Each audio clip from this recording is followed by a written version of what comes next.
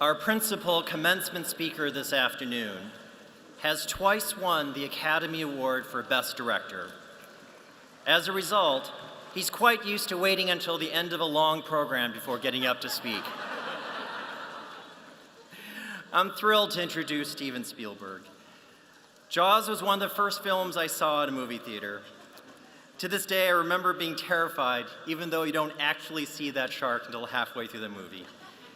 Over the past 4 decades, his movies have firmly established his place as one of America's greatest filmmakers. Reading just a partial list of his many works is to recount some of our country's most iconic, most acclaimed, and most successful movies. After Jaws, there was Close Encounters of the Third Kind, Raiders of the Lost Ark, and the other Indiana Jones movies, E.T. the Extraterrestrial, The Color Purple, Jurassic Park, Schindler's List,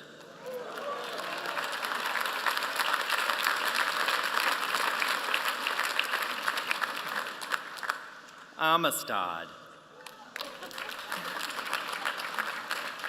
Saving Private Ryan, Minority Report, Lincoln, Bridge of Spies. We can go on for quite a bit.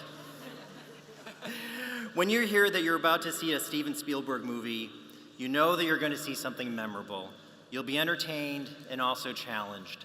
He's won the Lifetime Achievement Award from the Directors Guild of America, the Irving G. Thalberg Memorial Award from the Academy of Motion Picture Arts and Sciences, and the Kennedy Center Honors. Last year, he was awarded the Presidential Medal of Freedom, our country's highest civilian honor.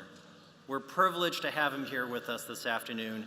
Please join me in welcoming Mr. Steven Spielberg.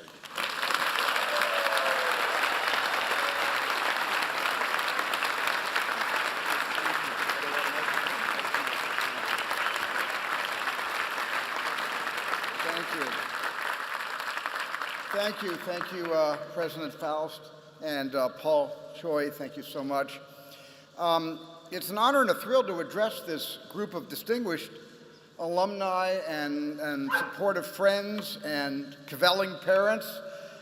We've all gathered to share in the joy of this day, so please join me in congratulating Harvard's class of 2016.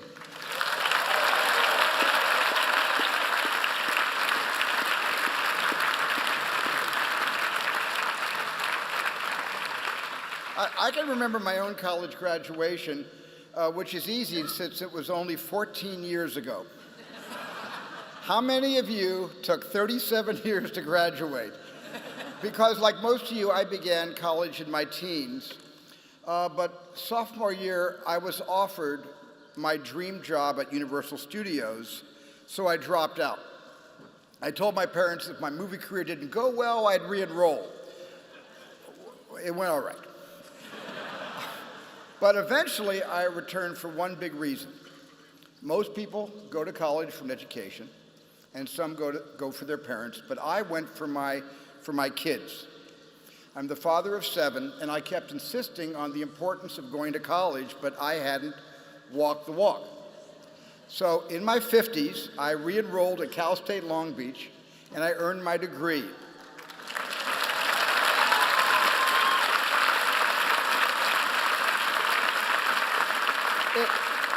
I just have to add, it helped that they gave me course credit in paleontology for the work I did on Jurassic Park. That's 3 units for Jurassic Park, thank you. Well, I left college because I knew exactly what I wanted to do, and some of you know too, but some of you don't. Or maybe you thought you knew, but are now questioning that choice. Maybe you're sitting there trying to figure out how to tell your parents that you want to be a doctor and not a comedy writer.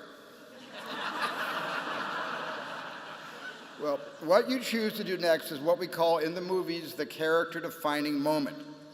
Now, these are moments you're very familiar with, like in the last Star Wars, The Force Awakens, when Rey realizes the Force is with her, or Indiana Jones choosing mission over fear by jumping into a pile of snakes.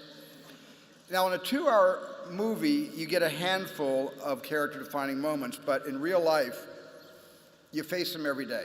Life is one strong, long string of character-defining moments. And I was lucky that at 18, I knew what I exactly wanted to do, but I didn't know who I was.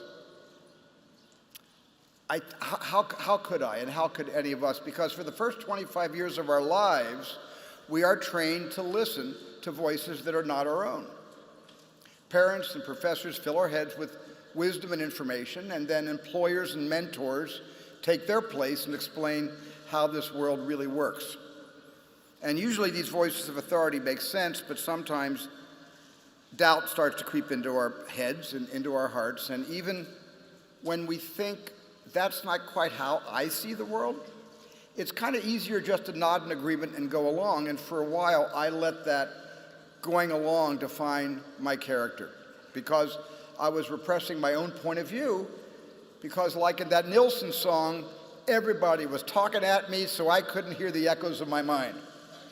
And at first, the internal voice I needed to listen to was hardly audible, and it was hardly noticeable, kind of like me in high school. But then I started paying more attention, and my intuition kicked in.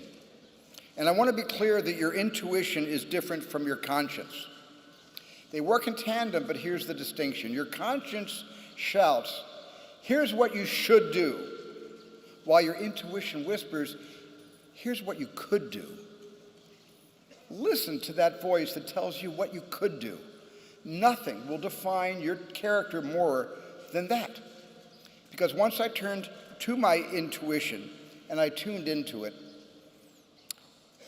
certain projects began to pull me into them, and others I turned away from. And up until the 1980s, my movies were mostly, I guess, what you could call escapist.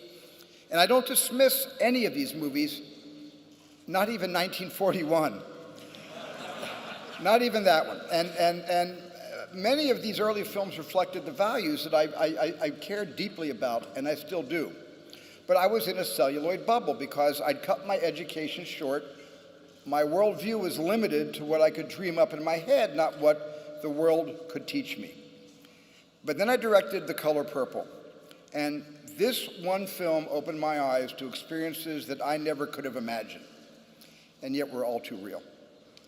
This story was filled with deep pain and deeper truths, like when Shug Avery says, everything wants to be loved.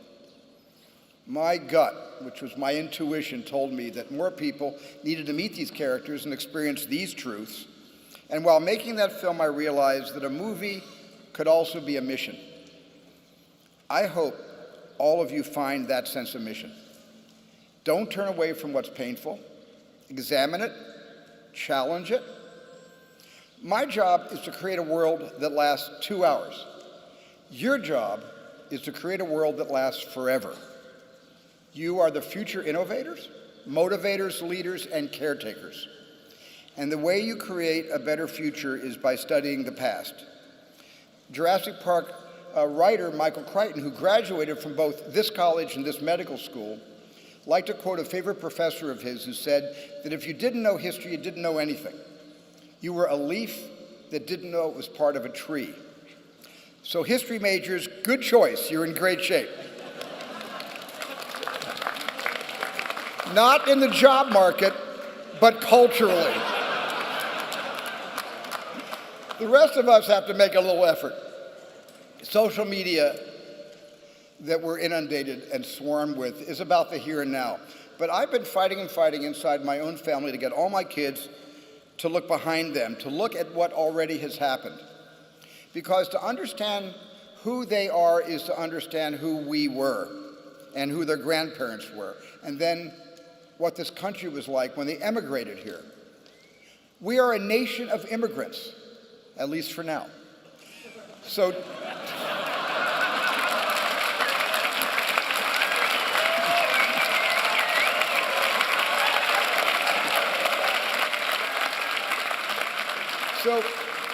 to me, this means we all have to tell our own stories. We have so many stories to tell. Talk to your parents and your grandparents if you can, and ask them about their stories, and I promise you, like I have promised my kids, you will not be bored. And that's why I so often make movies based on real-life events. I look to history not to be didactic, because that's just a bonus, but I look because the past is filled with the greatest stories that have ever been told. Heroes and villains are not literary constructs, but they're at the heart of all history. And again, this is why it's so important to listen to your internal whisper. It's the same one that compelled Abraham Lincoln and Oskar Schindler to make the correct moral choices. In your defining moments, do not let your morals be swayed by convenience or expediency.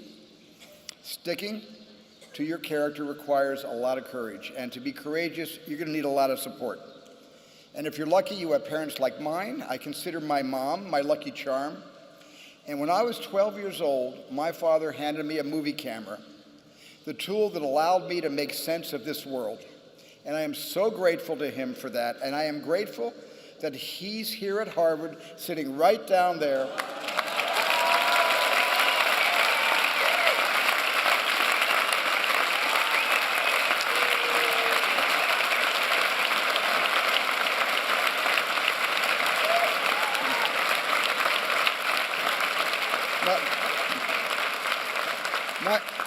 My dad is 99 years old,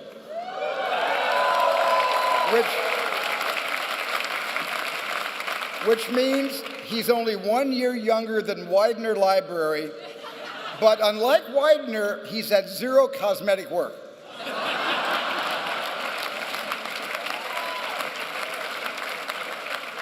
And Dad, there's a lady behind you, also 99. I'll introduce you after this is over, okay? Great. But look, if your family's not always available, there's backup. Near the end of It's a Wonderful Life, you remember that movie, It's a Wonderful Life? Clarence the Angel inscribes a book with this: "No man is a failure who has friends." And I hope you hang on to the friendships you've made here at Harvard. And among your friends, I hope you find someone you want to share your life with. I imagine some of you in this yard may be a tad cynical, but I want to be unapologetically sentimental. I spoke about the importance of intuition and how there's no greater voice to follow. That is until you meet the love of your life. And this is what happened when I met and married Kate, and that became the greatest character-defining moment of my life. Love, support, courage, intuition. All these things are in your hero's quiver, but still, a hero needs one more thing. A hero needs a villain to vanquish, and you're all in luck.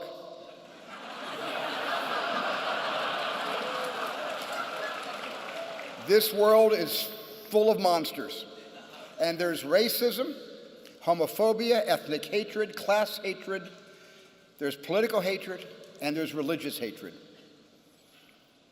As a kid, I was bullied for being Jewish. This was upsetting, but compared to what my parents and grandparents had faced, it felt tame, because we truly believed that anti-Semitism was fading, and we were wrong. Over the last 2 years, nearly 20,000 Jews have left Europe to find higher ground. And earlier this year, I was at the Israeli embassy when President Obama stated the sad truth. He said, "We must confront the reality that around the world anti-Semitism is on the rise. We cannot deny it." My own desire to confront that reality compelled me to start in 1994 the Shoah Foundation, and since then we've spoken to over 53,000 Holocaust survivors and witnesses in 63 countries and taken all their video testimonies.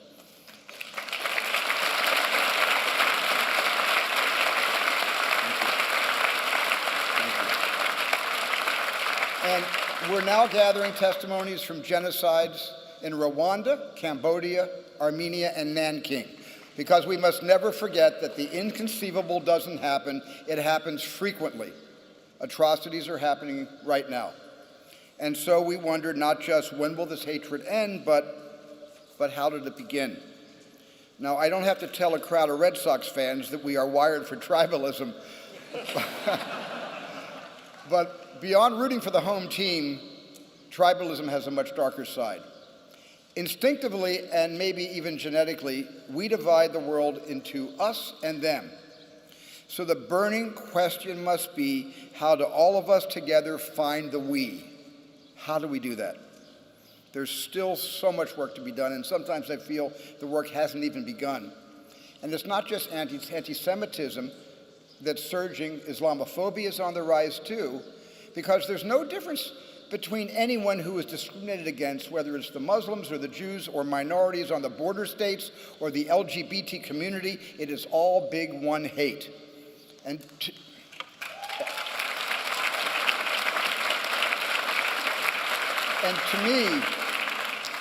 to me, and I think to all of you, the only answer to more hate is more humanity. We gotta repair. We have to replace fear with curiosity.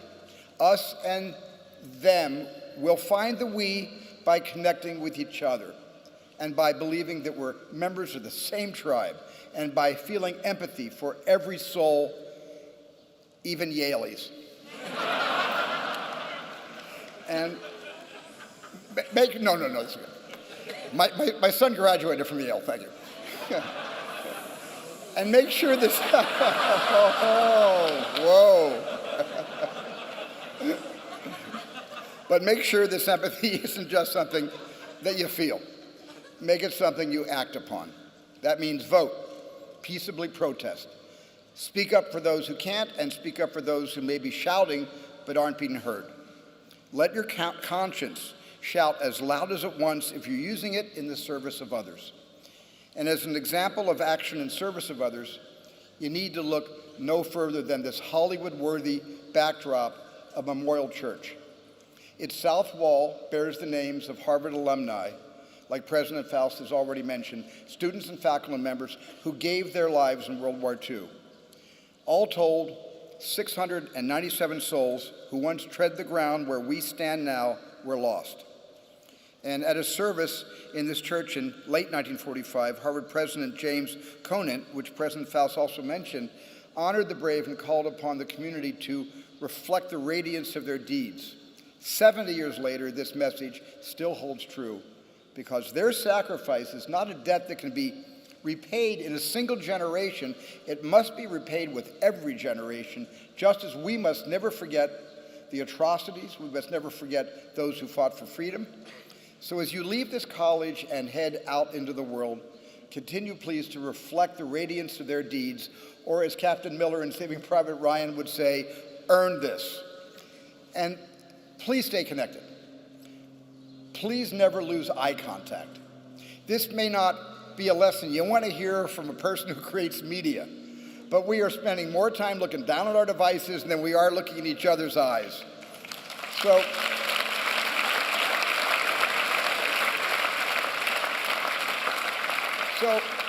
forgive me, but let's start right now. Everyone here, please find someone's eyes to look into. Students and alumni, and you too, President Faust. All of you turn to someone you don't know or don't know very well. They may be standing behind you or a couple of rows ahead. Just let your eyes meet. That's it. That emotion you're feeling is our shared humanity mixed in with a little social discomfort. But if you remember nothing else from today, I hope you remember this moment of human connection. And I hope you all had a lot of that over the past 4 years, because today you start down the path of becoming the generation on which the next generation stands. And I've imagined many possible futures in my films, but you will determine the actual future, and I hope that it's filled with justice and peace. And finally, I wish you all a true Hollywood-style happy ending. I hope you outrun the T-Rex, catch the criminal, and for your parents' sake, maybe every now and then, just like E.T., go home.